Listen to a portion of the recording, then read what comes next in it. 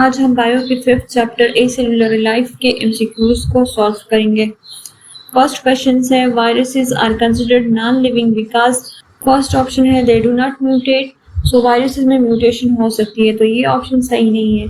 Second option है कि दे do not locomote, locomotion से डिराइव किया गया है मीन्स के मूवमेंट, तो मूवमेंट की एब्सेंस ये शो नहीं करी कि ये नॉन लिविंग है, क्योंकि प्लांट्स है वो लिविंग है लेकिन उसमें कोई लोकोमोशन नहीं होती, तो ये भी राइट ऑप्शन नहीं हो सकता है।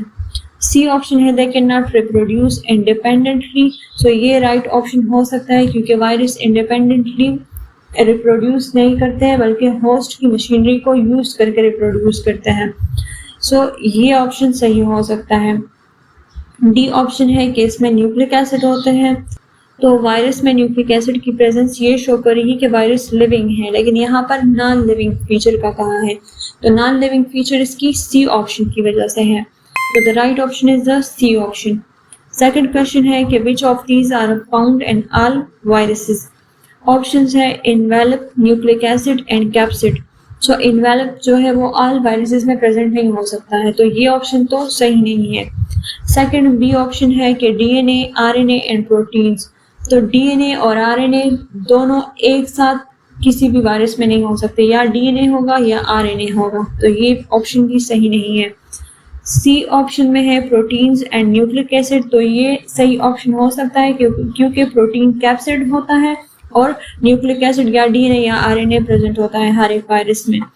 अब डी ऑप्शन है कि प्रोटीन, कार्बोहाइड्रेट्स और लिपिड्स, तो कार्बोहाइड्रेट्स और लिपिड्स हर एक वायरस में नहीं होते हैं, तो राइट ऑप्शन क्या है, protein and nucleic acid is the right option.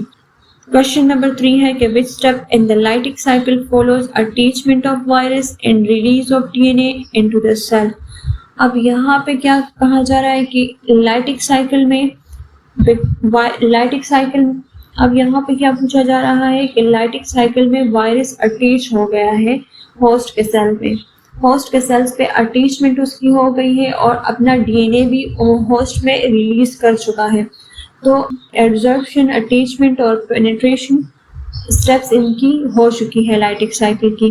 तो लाइटिक साइकिल में नेक्स्ट स्टेप क्या होगा कि जब डीएनए इंसर्ट हो जाएगा उसके बाद वो होस्ट के डीएनए को डिसइंटीग्रेट कर देगा ताकि वायरल डीएनए रेप्लिकेट होना स्टार्ट हो जाए, तो राइट ऑप्शन क्या है, disintegration of host DNA. Question number 4 है कि which of these is a true statement, options है viruses carry with them their own ribosomes for proteins formation, so no, क्योंकि वायरसेस में अपना कोई राइबोसोम नहीं होता है, वो होस्ट के राइबोसोम को यूज करके ही प्रोटीन बनाता है। नेक्स्ट बी ऑप्शन है कि new viral ribosomes form after viral DNA enters the cell, so viral ribosomes नहीं बनते हैं, वायरस होस्ट के राइबोसोम्स को ही यूज करता है।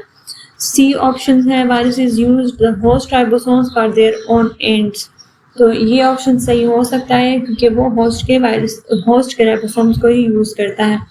Viruses do not need ribosomes for protein formation, तो गलत है क्योंकि प्रोटीन सिंथेसिस के लिए राइबोसोम्स मस्ट है, तो राइट ऑप्शन क्या है, C option is the right option.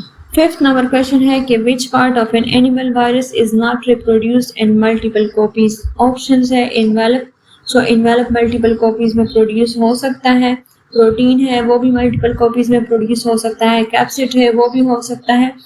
अब राइट ऑप्शन डी ऑप्शन है राइबोसोम, क्योंकि वायरस का खुद कोई राइबोसोम नहीं होता है, वो होस्ट की मशीनरी को ही यूज करता है, तो उस राइबोसोम को रेप्लिकेट होने की जरूरत नहीं होती है, तो राइबोसोम राइट ऑप्शन है।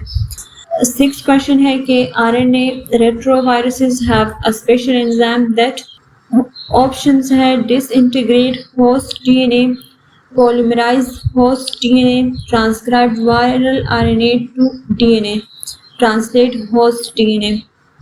रेट्रोवायरसेस में जो स्पेशल एंजाइम होता है, वो स्पेशल एंजाइम क्या होता है, वो रिवर्स ट्रांसक्रिप्टेज होता है।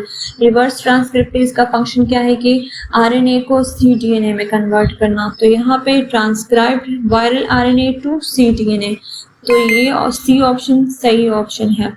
7th क्वेश्चन है कि which of the following illness is caused by a retrovirus, so options है typhoid, malaria, AIDS and sleeping sickness. Typhoid bacteria की वजह से काज होती है। मलेरिया जो है वो प्रोटोजवा की वजह से, प्लाज्मोडियम की वजह से काज होती है।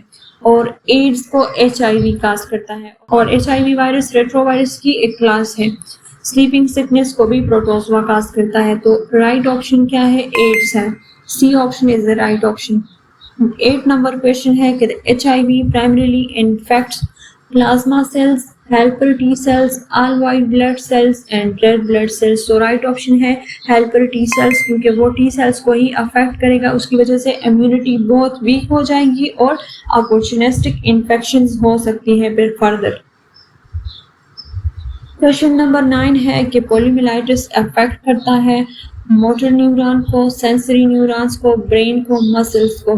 तो यहाँ पे राइट ऑप्शन क्या है? मोटर न्यूरॉन को। मोटर न्यूरॉन्स अफेक्ट होंगे तो उससे पूरा नर्वस सिस्टम अफेक्ट हो जाएगा और नर्वस सिस्टम अफेक्ट होने की वजह से पैरालिसिस हो जाएगी।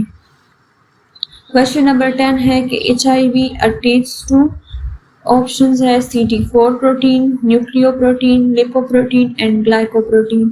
तो ये हमने पिछले लेक्चर में डिस्कस किया था कि HIV वायरस CD4 रिसेप्टर्स पे ही अटैच होते हैं।